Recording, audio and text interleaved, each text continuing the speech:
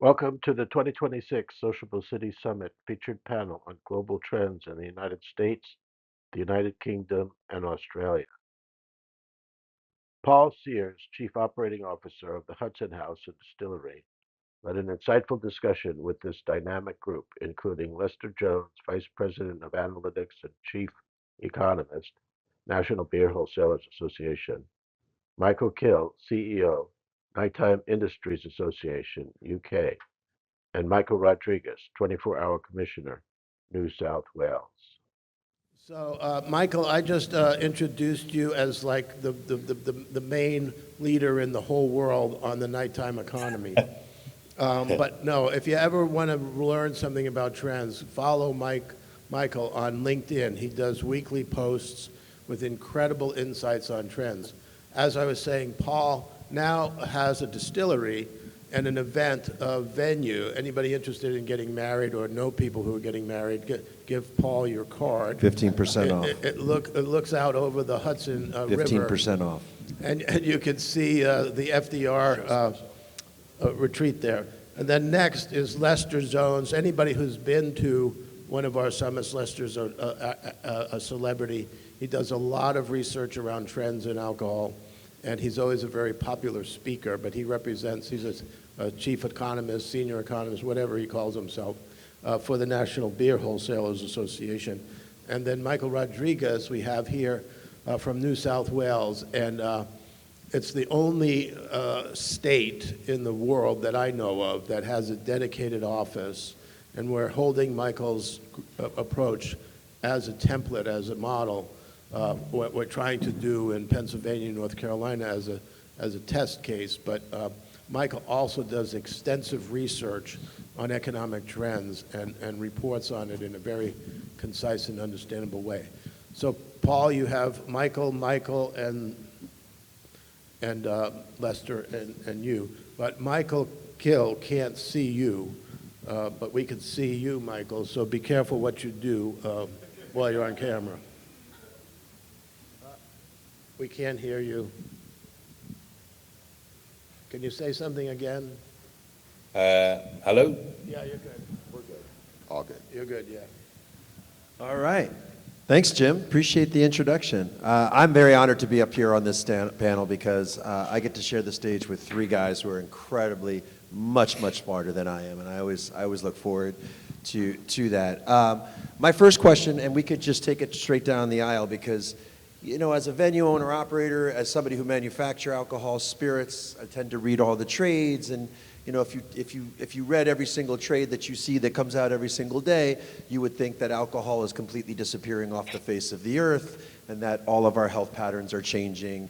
At least that's what's happening in this country. So I'm curious, from each of your perspective, and Michael Kill, we could start with you. I'd love to get the UK's perspective. Do you see a change in the spending habits of those types of consumers that would be frequenting these nightlife establishments due to the fact that, you know, their purchasing has changed because of health, economic reasons, what have you? Thank you, and I'm really pleased to be able to come, and apologies I can't be there myself. I was absolutely distraught that I couldn't get across. But look, I think the key thing in the UK is the narrative in the British press, which is always sort of prominent piece, is the fact that nightlife is dying. And the reality is it's evolving. And what we are seeing is we're moving from one scene to many, and what we're seeing is less often but more meaningful. So when I talk about the context of more than one scene, we talk about things like light clubbing, earlier, more social, lower intensity, full fat clubbing where they do late sessions. We talk about daytime parties and different formats. Listening events where a DJ will just play records over and over again where people can actually just listen to the tune individually. When it comes to drinking, the interesting part about it is without a doubt people are drinking less. In the UK, 25% of the market is drinking no and low alcohol. Without a doubt they're going out less, but the big thing is they're expecting more. And nights out are not chosen, not a default, but a shift. So they go from volume to value, and I think that's a really important sort of piece. One of the things in the UK is we've lost the vertical drinking proposition. We don't talk in the context of licensing or enforcement in vertical drinking or alcohol-driven nights out. What we see is something called experiential. So what people are looking for is more bang for their buck in many respects. And we're also seeing a lot of people making decisions about going out around values that matter, provenance, sustainability, ethics. There is an expectation of venues in terms of inclusivity, safety, and what they actually do, and those experiences transpire across many sort of channels. So I think when we talk about alcohol in particular, without a doubt, people have become more measured. There is a greater level of intelligence in terms of consumption. Brand calling is more prominent. We don't have things like house spirits so much in the UK anymore. So I think there are a lot of considerations out there. One of the big research pieces we did with over 2,000 18 to 30-year-olds was asking them what would make you go out more frequently and later. And the three things that came back from that market was the economics, which we understood. Disposable income is being squeezed at the moment, given the economic climate right the way across the world, not just in the UK. And the two other key things was safety and transport being a real key enabler, particularly after midnight, where it sort of dropped off. So I think we've got this really interesting sort of vacuum of situations going on. We've got an expectation of more. We've got, without a doubt, a differentiation in terms of the channels and the types of drinks and the intelligence and understanding tastes and palates. But we also have a value-driven society in terms of people wanting to understand more about the venues, the products, the people that assume these roles and go into these positions, and without a doubt, these sort of venues and spaces. But I think I'll sum it up really simply, is there is this big shift. Nightlife has moved from alcohol-led to experience-led, from late night to all day, from group to flexible. Even solo clubbing has become a real prominent piece, from excess to moderation, and from unconscious to values driven. So I think the big thing is an opportunity is designed for different energy states, light and full fat, that early door clubbing midweek and that late clubbing weekend.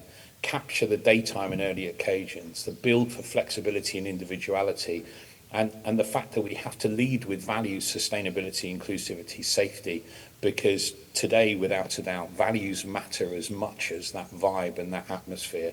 So I think diversification is really important. Nightlife has evolved. We are having earlier evenings, but we are spreading those hours of operation in terms of the nighttime economy and daytime economy, in terms of the social and cultural spaces and the consumption of alcohol and that extended level of consumption, coupled with the likes of the Mediterranean food environment, where street food has become a really important part of what we do day to day. But I hope that gives a rounded encompassment of what's going on in the UK. It does, Michael. Thank you. And there's 2 points that I just want to follow up before I send the question over to the rest of the panel. First is, you touched on something that, is really important, and it's been a conversation at RHI we've had since I've been involved for the last 11 years. And I think in Ariel's panel yesterday with the nighttime managers and associations working inside and out kind of thing, we talked about semantics and what are the semantics of what we do. Nightlife was always nightlife. I used to say we used to work the other 9 to 5, 9 p.m. to 5 a.m. That was our nightlife. But nightlife is not nightlife. It's day life, it's everything else, it's festivals, it's all these things. And that's why we came up with, and Jim came up with this term, sociable economy. And I think when we're talking about those types of entertainment propositions, it's the sociable economy. And that's actually one of the reasons why I think alcohol is going to stay, because as this next generation gets older, they're finding that, okay, yes, I have to be healthy, I have to make those decisions that make me feel better about myself, but I can also drink sociably. The other point that I wanted to touch on that Michael made, and I don't know if any of you guys caught this, but piggyback on what his little survey did, what it said. The main factors, safety, transportation, those are the main factors that people are looking for in addition to affordability. The safety and the transportation, the cities can help to affect that and make those changes so that you can have a more vibrant sociable economy. So two really good points. Lester, from your perspective, do you see, I mean, beer's just been getting crushed the last couple of years. Or at least the smaller producers have been getting, hammered a little bit. What do you see from your perspective? So this has been an incredible post-COVID economy. And, I'm going to present you with what I call cognitive dissonance, which will be data that will make you uncomfortable. Basically, what I have seen in the last 2 years coming out of the post-COVID economy is a surge in what is known as away-from-home spending.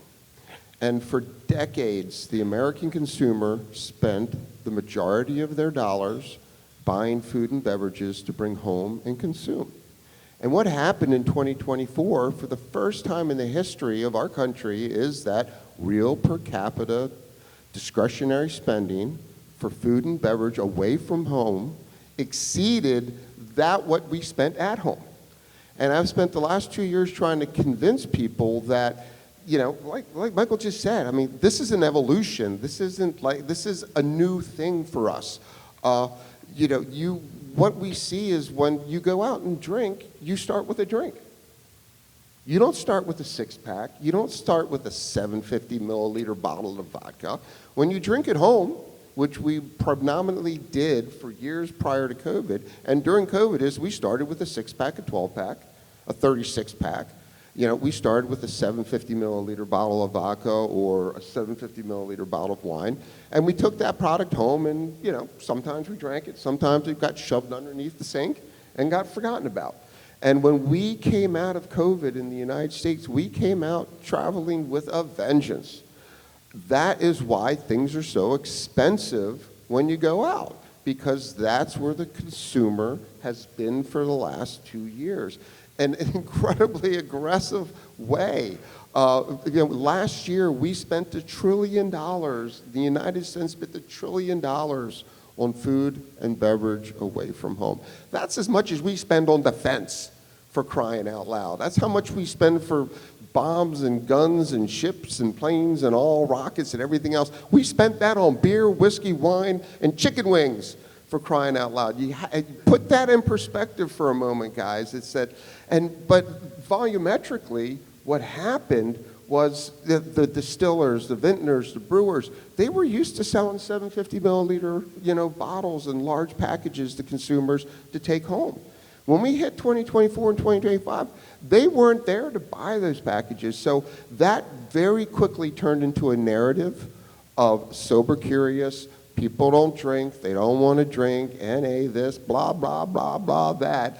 When in reality, the most obvious thing that happened was they just weren't in the grocery stores and the convenience stores the way they were. And at the same time, we saw a tremendous explosion in the number of venues, places where people can go. And they were not the same places. I always made fun of, like at one point it was Topgolf. Topgolf fell away and it turned into pickleball. And there's a pickleball court everywhere, and everyone's, people don't want to go out and drink anymore at Topgolf. But they sure in the hell are drinking at the pickleball court. So this, just one more thing is, I've held the theory for a number of years. The American consumers are predictable, reliable consumers of alcohol. And if you look at the data, if you crunch these data down, you will find in 2025 that we still, in aggregate, as a total group of people, are very much reliable, predictable consumers of total alcohol. Where we drink, why we drink, with whom we drink, what we drink, where we drink, those are all variables that have changed dramatically in 24 and 25. But the reality is, if you go to a place like California, Florida or Illinois or Texas, I list the states, and you calculate how much alcohol per capita get consumed, it's very consistent with what it was in 23, 24, and 25. And that, when I present those data to people, it makes them very uncomfortable because all you read about is how people don't drink. But the reality is we're still drinking, and we're still drinking differently. And you have to get that wrapped around your head, because if you're not seeing, if you're reading the trades and you're reading the stories and you're looking at the data of, of the surveys and things, you're getting a very different story than what the actual quantitative data are telling you. And happy to talk to anyone about that at length. I have lots of slides and data and spreadsheets I'll be willing to share with you. Just a quick follow-up, Lester. You don't think cannabis or the legalization of cannabis has anything to do with it? No. Just out of curiosity. No, cannabis and alcohol have existed side by side for thousands of years. Tell that to New York State. Exactly, but the fact that that consumption is now front and center. It's in your grocery stores. We see it everywhere in some of these states. That gives people that idea that, oh, that must be a substituting effect.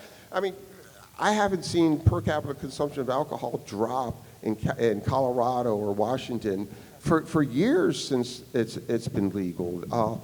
So no, there are plenty of other items that I think are competitive for alcohol, but cannabis, no. Thank you. I always like having those conversations with an economist. All right, Michael, what's going on in Australia? What do you see as the global trends in terms of the overall? Is alcohol up over there? Is alcohol down? What's going on in terms of, your purview? Got to try and land a slightly diplomatic answer somewhere between the two other panelists, I think, because I think a lot of, similar to what Michael Kill was identifying, I think it's an evolution. In terms of the hard statistics, I'm from Australia, not from the US, and so I'm not going to contest what Lester said, but broadly speaking, it's a decline scenario in Australia. And I think the challenge it presents is the degree to which businesses in the going out economy have been predominantly dependent on alcohol as the primary consumption factor. So as the market shifts, how do businesses adjust their business model to suit the needs and requirements of a new demographic? Some of those things have been talked about already, and Lester mentioned things like licensed pickleball, licensed axe throwing. I don't know whether that's a thing in the US, but it is in Australia. That one I struggle with, but anyway, just don't get the order of those two things mixed up. But concurrent with that is just the proliferation of alternative beverage choices, and particularly in a state like New South Wales, which is one of the most multicultural in the world, movements towards bubble tea, matcha, these types of flavour profiles are growing extraordinarily, non-alc. But I think the commonality in all of it is, and what hasn't changed, and with this I'll agree, is the need for people to come together in community. Now, what they do in community may change and shift, and how that plays out will be a function of demographics, and I think geography and climate. For example, a headline in our context was, our nightlife is safe, sober, and suburban, which is that such a bad thing, actually? Like, we want people coming out. You mentioned transportation and these things. We want people out. The job isn't just to get them out, it's to get them home as well. Impacts on long-term health if alcohol is abused is another consideration. So, and then the suburban aspect of it is probably a move by our government to make going out accessible to more people more often by decentralising nightlife across the state of New South Wales. The thinking there being that really what we're trying to do is to get people off the couch, out and about in their cities. And while you're citing stats here, in Australia it's become very easy for people to sit at home, order everything in, big screen TV, without the friction of going out. So the going out economy's move is to really try and adjust to and find a business model that is more sustainable. In our context, what we're seeing is in a temperate climate like New South Wales, is the rise of the morning economy.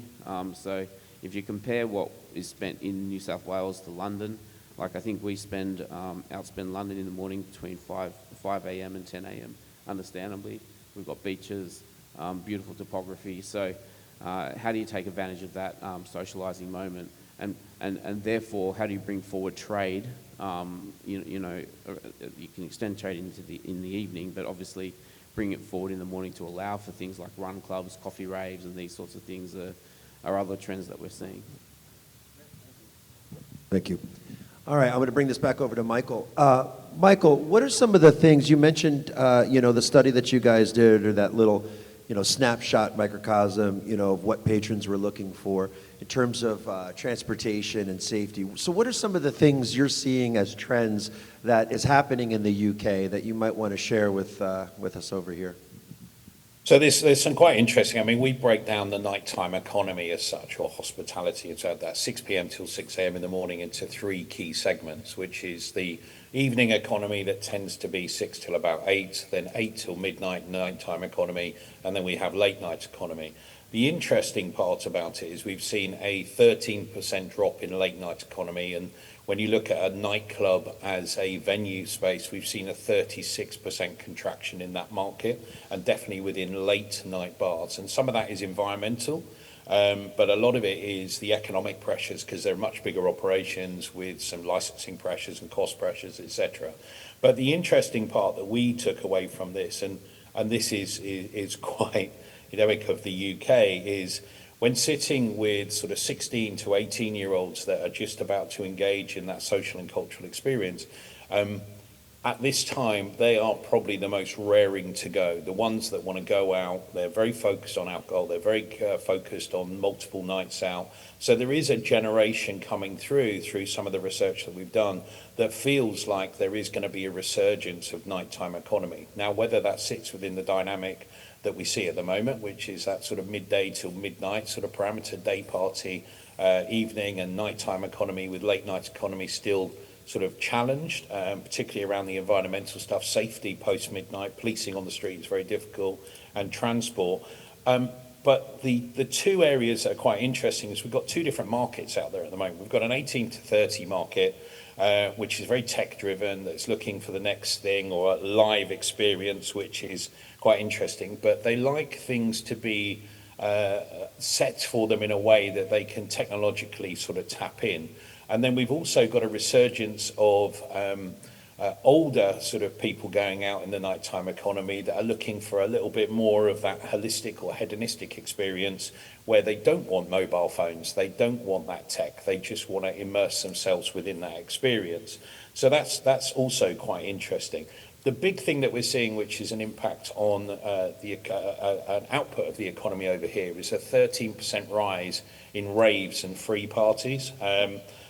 I used to be an old sort of promoter in those days, so I used to put on these sort of raves, but there is a big resurgence of free parties. And what we're now seeing is clubs starting to adopt free parties rather than paid entry parties.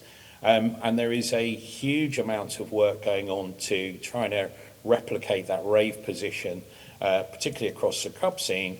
But we're also seeing clubs move into the pre-midnight scene, where Annie Mac, one of the sort of key Radio 1 DJs, started a movement which is like pre-midnight clubbing, which has worked really well. And it's sold out up and down the country. And what it's actually accounting for is the health benefits of not getting in at 5, 6 in the morning, getting home sort of midnight just through to 1 in the morning, and still being able to get out for work in the morning.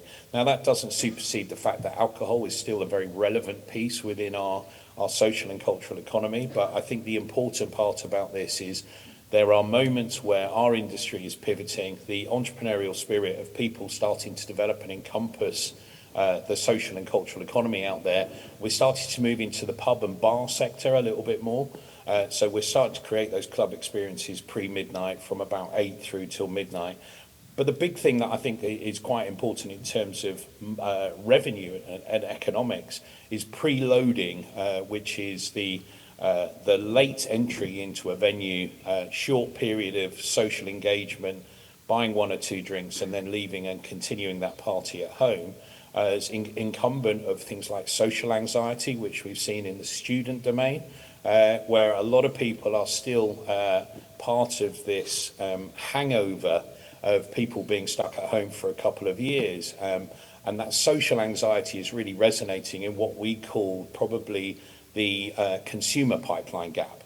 And what I see is that 16 to 18-year-old is that movement that drives us past that. But what we are feeling at the moment is definitely people wanting familiar environments. That's why free parties and house parties are booming in the UK. Great. Thanks, Michael. So, Lester, crystal ball. What?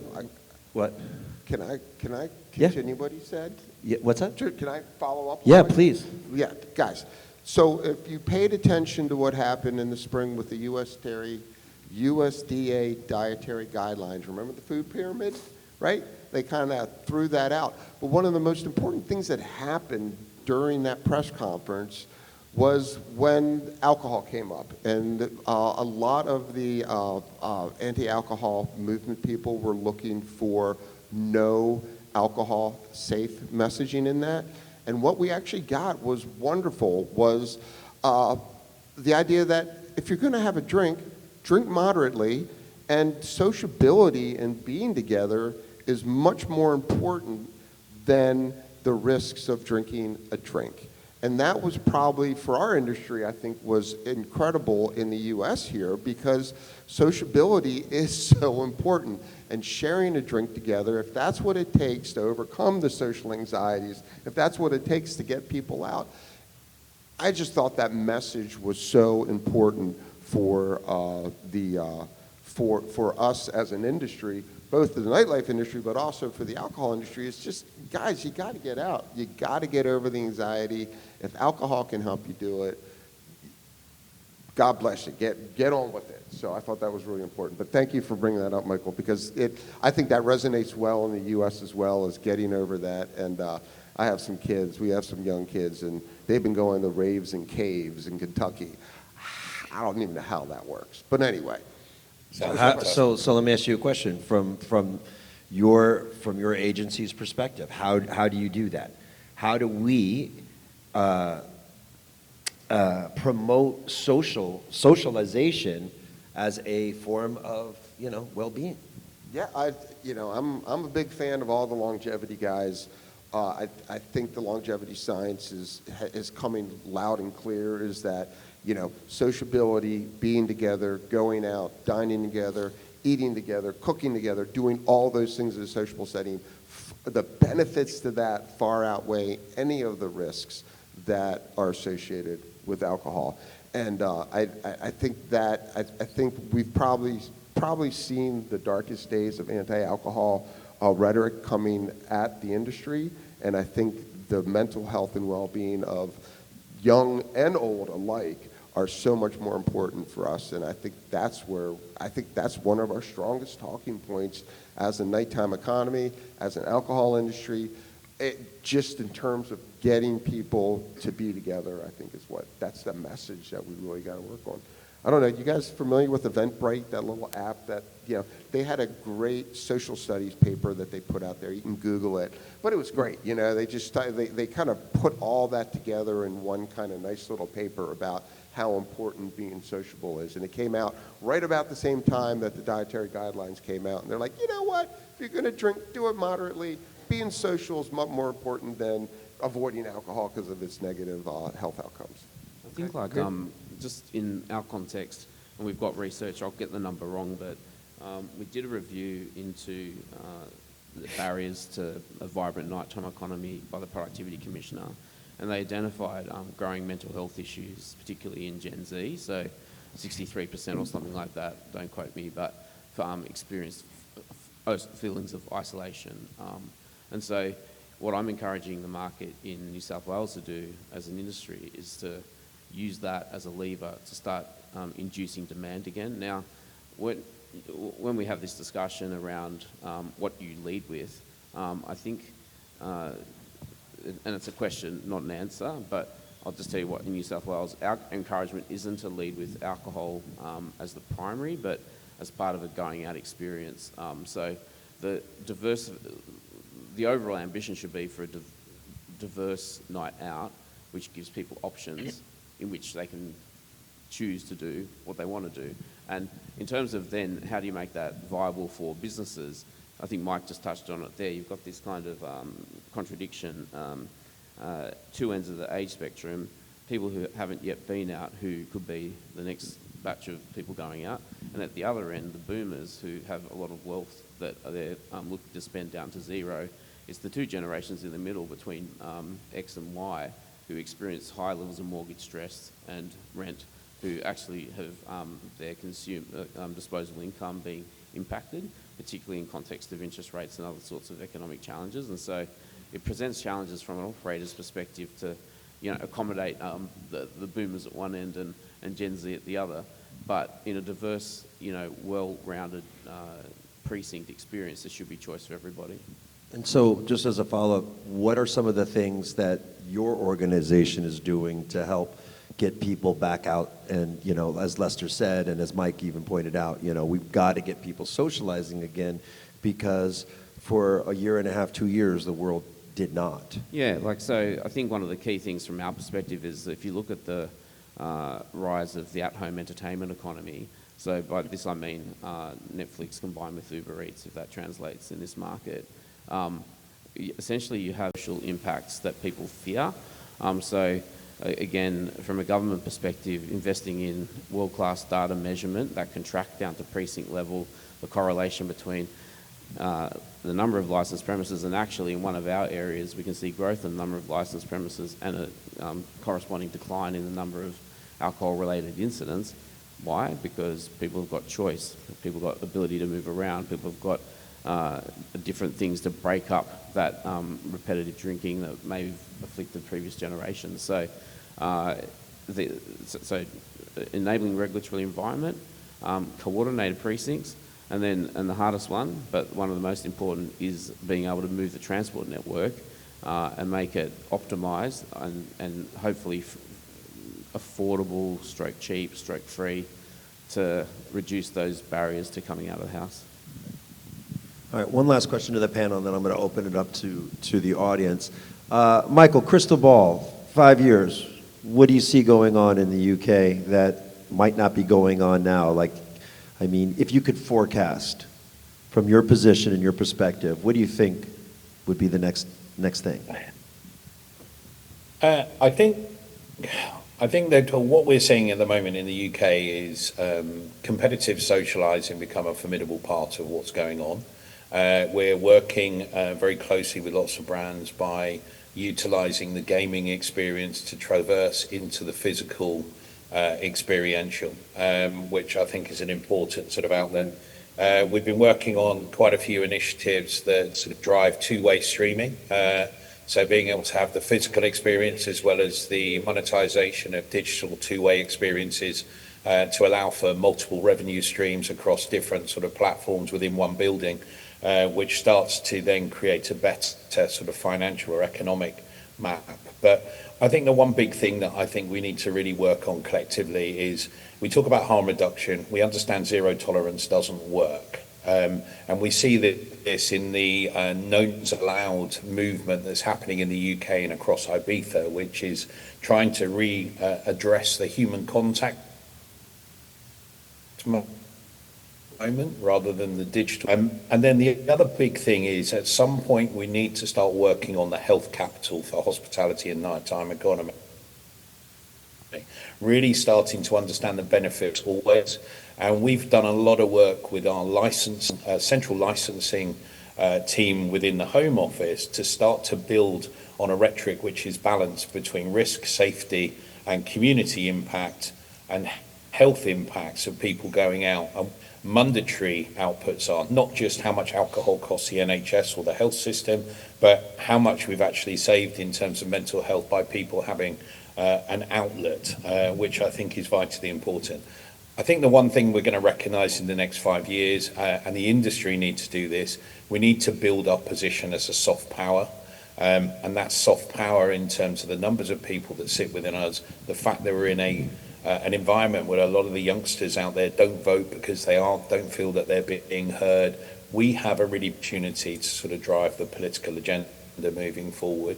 And I think hospitality and nighttime economy and the approach is going to be a big part of that 5-year plan, alongside that health capital narrative, which we need to develop as a collective industry. So that's kind of my feel for where we're going. But there's lots of change. I think there's going to be a big expansion. I think there's going to be lots of different channels of experience. But I think AI and the sort of VR experiences are going to be fundamentally part. It's just how we embrace them, which is going to be the big difference on vision. As we saw within COVID, streaming became a free opportunity. So the last point I would say is raves of yesteryear are the festivals of today. So contextually, I think we need today are the raves of today that we can develop into bigger monetized commercial propositions that really encompass the needs and requirements of the consumers out there that are drinking hard and really want to go out and be hedonistic in their output. Great. Thanks, Michael. Real quick, Lester, what do you think, 5 years? Ooh, I don't know if I can do this quickly, but I'll do my best. This is not a crystal ball. This is more what my giant wish would be. We in the United States have probably the most successful economic system that has created the most immense amount of wealth I think the world has ever seen. We have a group of people, 50 plus out of the richest, most affluent people to walk the face of the planet since the dinosaurs, since caveman. It's insane. What I look at is when will this incredibly fortunate generation of people in the 50 plus range start to lead by example. It goes back to the sociability. It goes back to the willingness to lead by example and to create an environment where the youth of America can, like you said, feel safe, get out there, enjoy themselves, and prosper. And, you know, at the moment, it ain't there.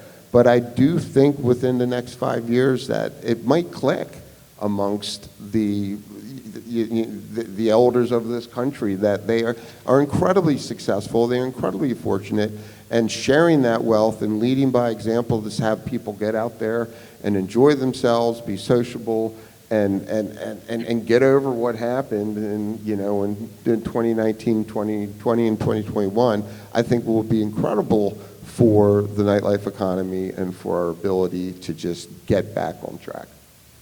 Okay, great. Michael?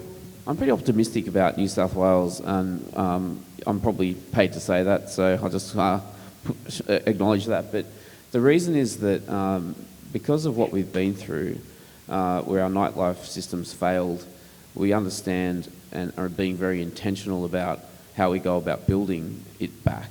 And it's being thought about in not a fragmented way of disparate systems, but almost as a infrastructure play. So, and if you think about it as infrastructure, you need to invest in it, build it, maintain it, and then start reducing the friction that exists between the different aspects of that system. And so what that means in practice is optimizing the environment for the performance of businesses in the going out economy. And if we're able to do that, then we will meet these challenges that we're talking about, because through information flow, data, understanding customer, and being nimble and making sure that the regulatory environment allows things to shift in a way where there is increased flexibility, not rigidity, supported by, enabled by government working in partnership with industry and municipalities. I think the industry future is very bright. That's great. Thank you. Any questions out there for our panel? Jim's knocking over Standing chairs. ovation from Jim.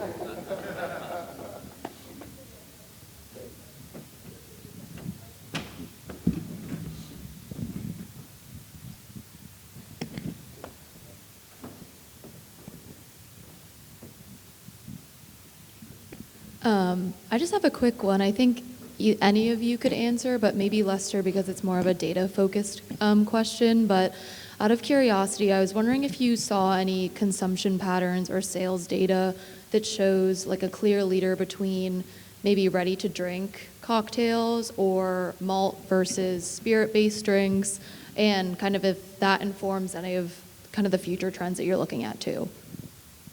Yeah, for the U.S., the canned cocktail, I don't know why they came up with ready to drink. Milk's ready to drink. Is one of the most infuriating terms I've ever heard. The canned cocktails, which in and of themselves have hurt the distilled spirits industry and volumetrically, it's just crazy. You sell one ounce of alcohol versus 17 in a bottle. It's crazy. But yeah, those have certainly have taken the forefront. They're growing astronomically. There's high end of this and there's low end. We have things called buzz balls and and beat boxes and all kinds of other super low-end, super sweet stuff, which the kids seem to love, but remember, they don't drink because they're scared to drink, but they do love the beat boxes and the buzz balls. So yeah, these have, we're seeing a tremendous blurring of the lines in alcohol. We've seen, you just don't know what is a wine-based drink or a malt-based drink or a liquor-based drink, or even, we don't even know what some of this stuff is being made out of, but we know that it's there. So the blurring of the lines in the alcohol beverage industry are certainly going to change the face of the industry. We see that in the distribution world today. It's happening as we speak with the collapse of RNDC and kind of the rise of Southern Glacier into the beer industry, and then the Reyes Holdings Group is now suddenly big into the spirits industry. So we just see a tremendous amount of blurring of the lines, and I think those trends are going to be a lot harder to track, but they'll still be very relevant to consumers, especially younger consumers, as there's just so much to have. Yeah, I'm just curious, what about the UK or Australia? Do you guys find RTDs or malt beverages are sneaking into your world a little bit more and more? Michael?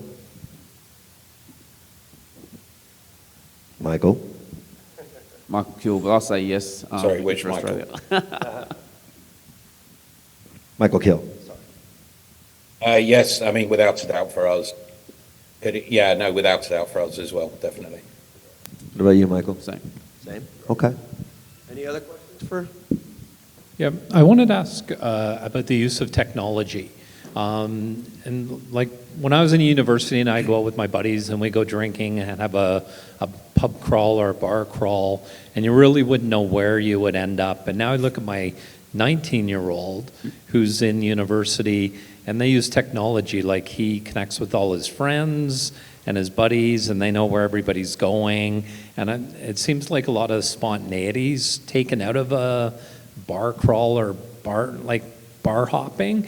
And I'm wondering, like you were talking earlier about alcohol consumption going down, I'm just wondering the impact of technology on that. And if the spontaneity is going out of a night, it's becoming more planned because of technology.